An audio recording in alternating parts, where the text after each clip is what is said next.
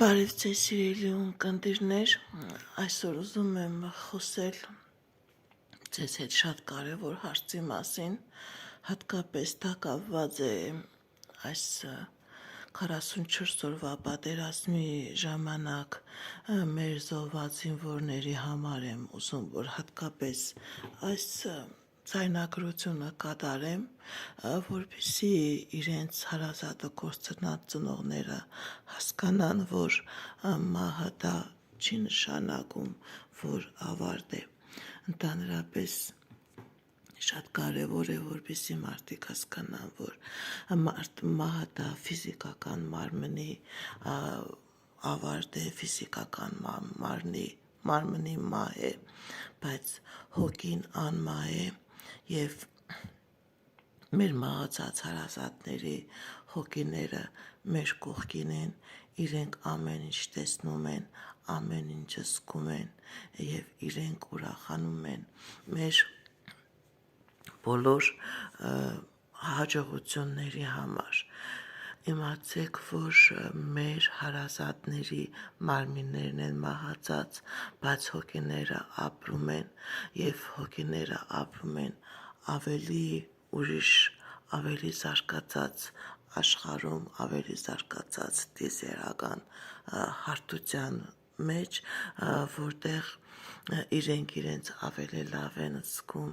իրենք ոչ մի ցավ չունեն, ոչ մի հիվանդություն չունեն, ոչ մի մարմնական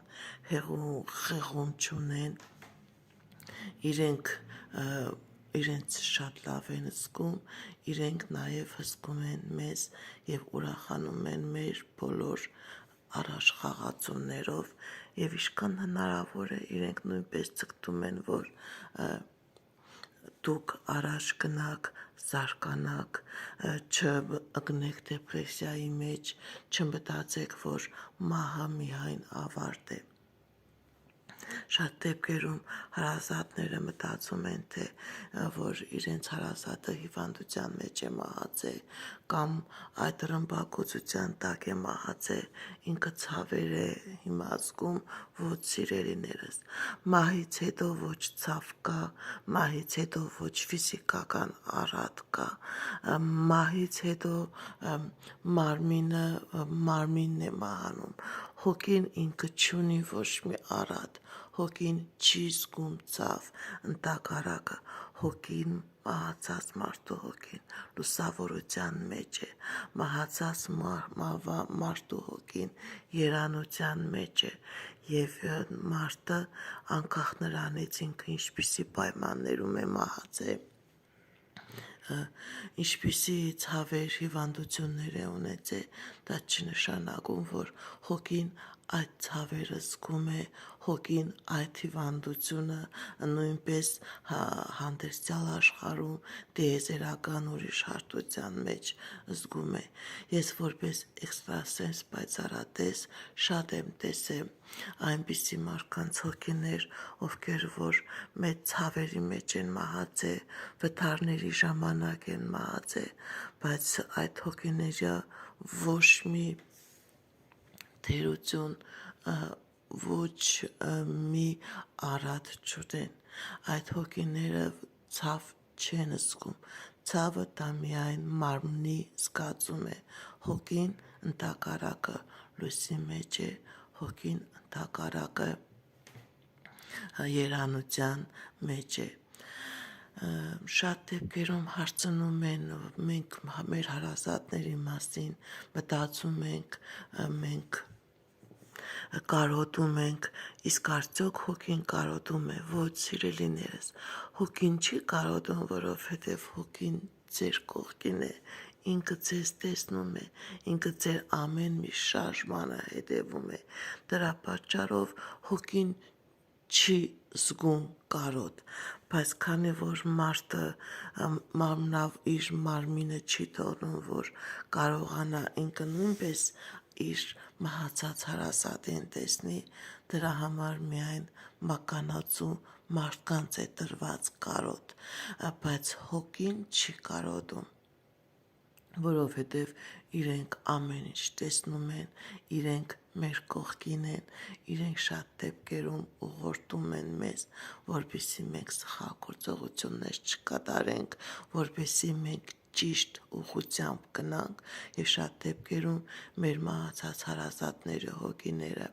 մեզ այցելում են, հատկապես այն ժամանակ, երբ զգում են, որ հարկավոր է ձեզ օգնություն, հարկավոր է ձեզ զգուշացնել, որ դուք սխալ ճանապարհով չգնաք։ Մահացած հարազատները, հոգիները չեն կարոտում, որովհետև իրենք մեծ կողքին են, իրենք ամեն ինչ տեսնում են, ամեն ինչ զգում են։ Շատ դեպքերում նույնիսկ մարդիկ վախենում են, եթե իրենց ամուսինն է, կինն է մահացած, վախենում են հարաբերություններ ստեղծել ուրիշների հետ, իրենց թվում է, որ իրենց հարազատը տեսնում է, կարող է քննադատի իրենց այդ նոր ստեղծված սիրային հարաբերությունը, ոչ սիրելիներս, հոգին ինքը սեր է եւ երբեք սերը չի քննադատում նոր առաջացած եղնային սերը։ Ճիշտ է, շատ դեպքերում ինչ որ կրոնական գրությունների մեջ, բոլոր կրոնների մեջ լրիվ ուրիշ ձևի է մեկնաբանվում այդ սերը,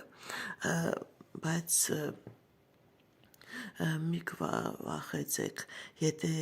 դուք ձեր կյանքի մեջ նոր հարաբերություն եք ստեղծում եւ